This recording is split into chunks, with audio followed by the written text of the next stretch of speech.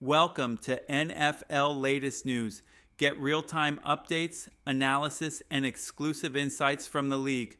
From gameplays to trade rumors, injury updates, and power rankings, everything you need is here. Hit like, subscribe, and turn on notifications to stay updated. Got thoughts? Drop a comment and join the conversation. Share with fellow fans. Fast, reliable, unstoppable. This is NFL Latest News. Hey everyone, let's dive into some of the biggest NFL trade rumors, including what's going on with 49ers wide receiver Brandon Aiyuk. Could the Denver Broncos be looking to add a new weapon to help their young quarterback Bo Nix? Let's break it all down. According to Diana Rini from The Athletic, the 49ers might not be done making moves. Multiple teams have reportedly reached out about trading for Aiyuk as San Francisco restructures its roster ahead of quarterback Brock Purdy's massive contract extension. This isn't the first time we've heard Aiyuk's name in trade talks. Michael Silver also reported that the 49ers could be open to moving him. However, there's some skepticism about whether another team would take on his contract, especially considering he's coming off a serious knee injury. It's possible that the 49ers are feeling some buyer's remorse. Aiyuk signed a 4-year, $120 million extension before the 2024 season, but his year was cut short in Week 7 due to a torn ACL and MCL. His recovery is expected to take 10 to 12 months, meaning he could miss part of the 2025 season. So, would a team like Denver actually consider trading for Aiyuk? Last season, when he was rumored to be heading to Pittsburgh or Cleveland, it didn't make much sense for the Broncos to go after him. But now, with Bo Nix showing real potential, it could be the right time to build around him by adding more weapons. Financially, a trade isn't as unrealistic as it might seem. Although Aiyuk's contract is worth $120 million, only $76 million is guaranteed, and nearly half of that was already paid when he signed. If the Broncos or any other team made a move for him, they wouldn't be taking on the full amount, just around $35 million over 4 years. That makes it a much more manageable deal. It's still uncertain whether the 49ers will actually pull the trigger on a trade, but with teams showing interest and San Francisco looking to reshape its roster, this is definitely a situation to keep an eye on.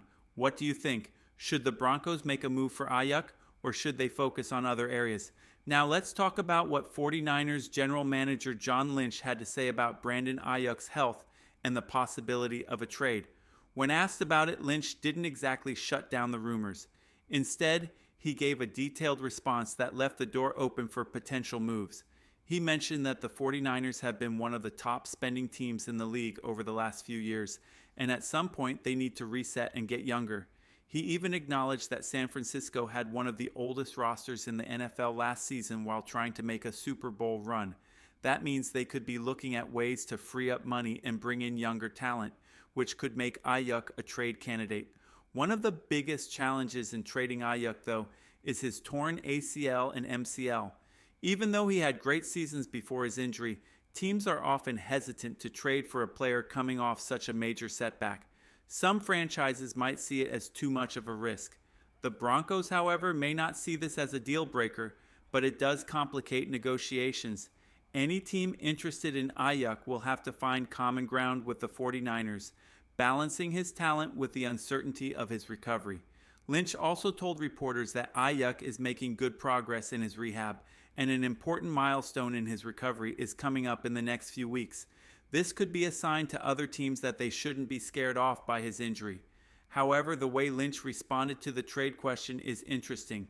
Instead of simply saying no, he gave a longer, more thoughtful answer.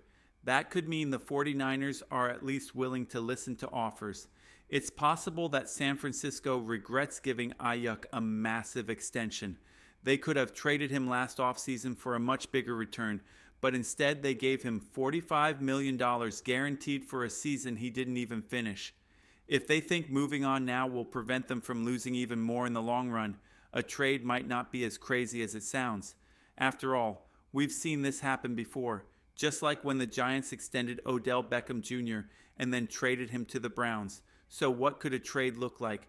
The 49ers probably won't get a first-round pick, and even a second-rounder seems unlikely. A third-round pick seems like a fair estimate, but there will need to be some flexibility in the negotiations.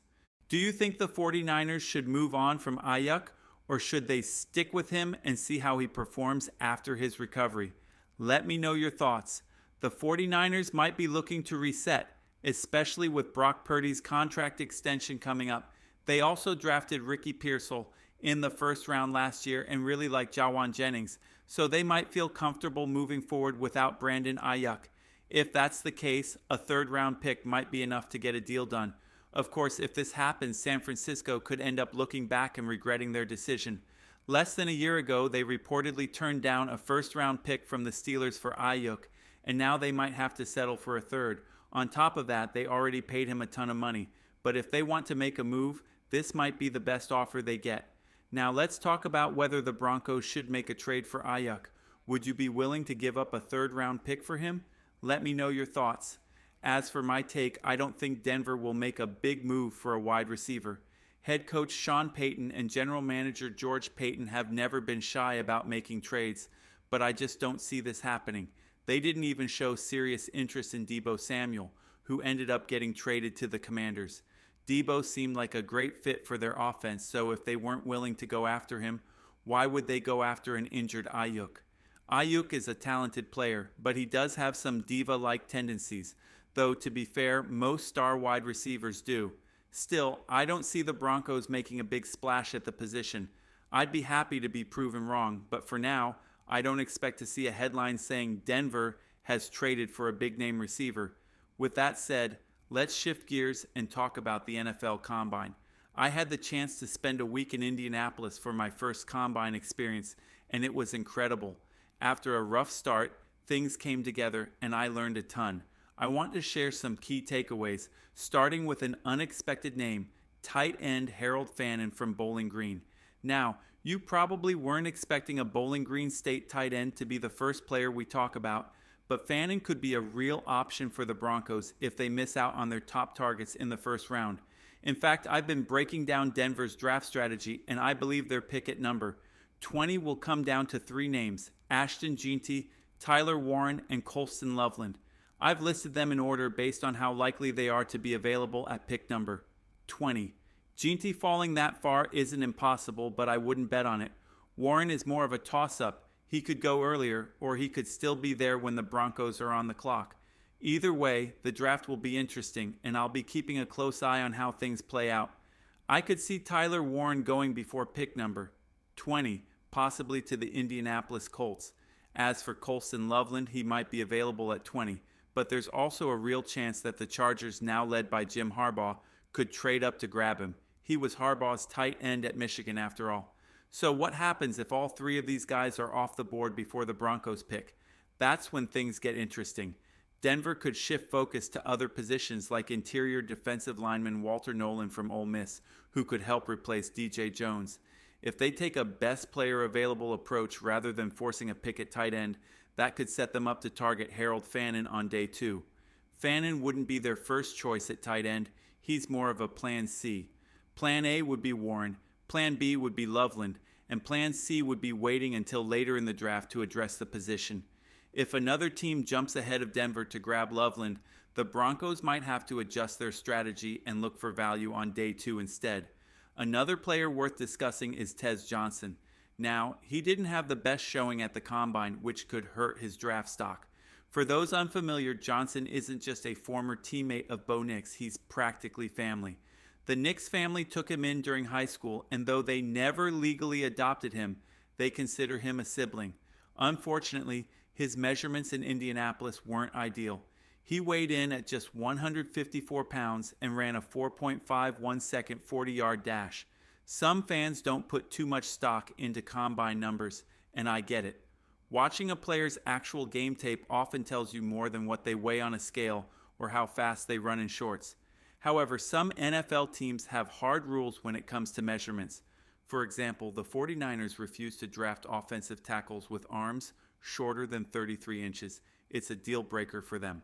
It's unclear if Sean Payton and George Payton have similar cutoffs, but Johnson's numbers could raise concerns. His 40-yard dash was the slowest of any wide receiver under 170 pounds since 2003. That said, the numbers from his actual on-field performance paint a different picture.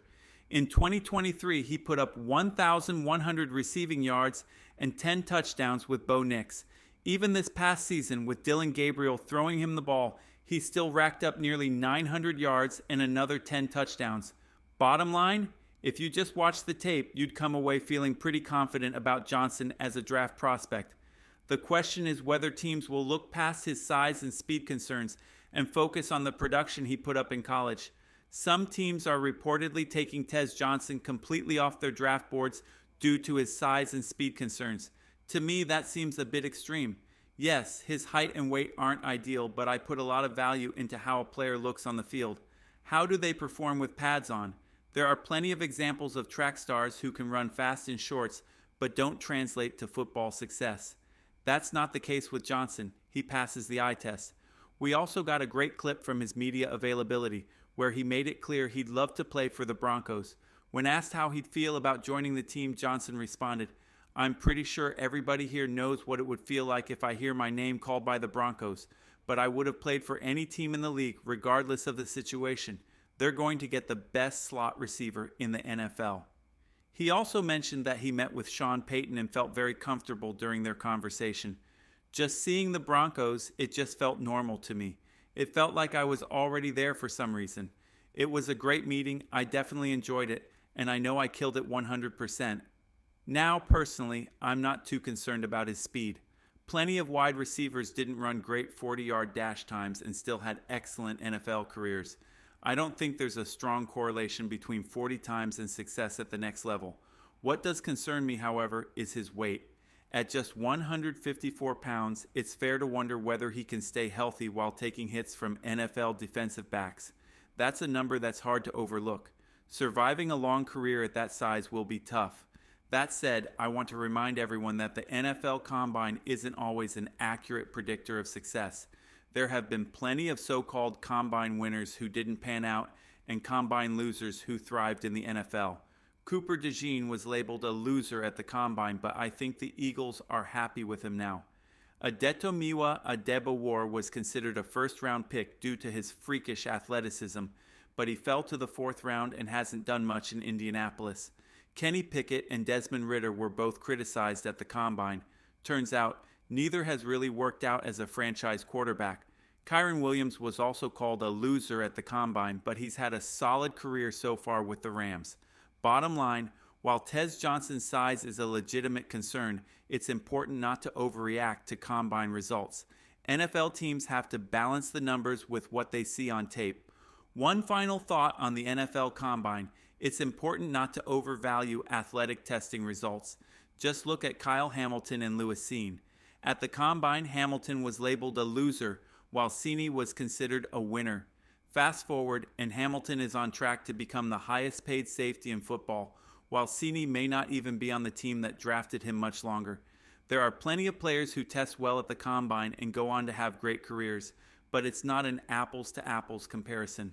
After spending time at the Combine this past week, I've come to appreciate two aspects of the event that don't get enough attention: medical evaluations. This is the core reason the Combine was created. It allows all 32 teams to share medical information on prospects rather than having every team conduct separate exams, which would be a logistical nightmare. These medical evaluations can make or break a player's draft stock. Personal interviews. Before the Combine, these players are just names, stats, and highlights. The event gives teams a chance to meet them in person, learn about their character, work ethic, and mindset. That's something you can't measure with a stopwatch or a vertical jump test. These two factors, medicals and interviews, matter far more than who runs the fastest 40-yard dash. They aren't reflected in the typical combined winners and losers lists, but they often have the biggest impact on draft decisions. Bonus, a Broncos deal you might like. Before I sign off, I came across a Broncos winter hat on Fanatics that's currently 70% off. I know winter is ending, but trust me, future you will thank you when you're not paying $35 to $40 for the same hat next fall. You can grab it now for just $10 at chatsports.com/DeanHat. I'll drop the link in the comments and description of today's video. Fun geography challenge. After spending a week in Indiana's capital, I've got a little challenge for you. Name a random U.S. capital city. You've got 50 to choose from. I'll go first. Charleston, West Virginia. What did you say? Harrisburg, Pennsylvania. That's a good one. Let me know in the comments if I surprised you with Charleston.